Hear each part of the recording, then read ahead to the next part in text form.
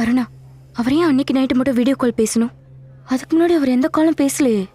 அன்னைக்கு அந்த கால்ல அவர் யார்கிட்ட பேசியிருப்பாரு? பாரதி பாரதி இருங்க, நீங்க எதை பத்தி பேசுறீங்கன்னு சுத்தமா எனக்கு புரியல. ஃபர்ஸ்ட் என்னன்னு சொல்லுங்க.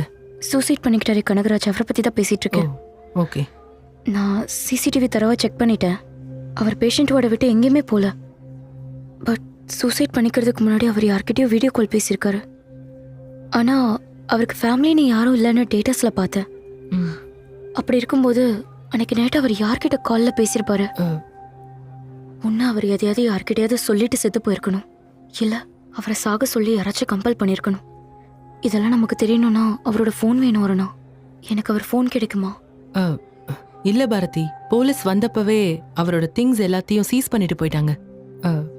அப்புறம் இந்த விஷயத்த நான் கேள்விப்பட்டேன்.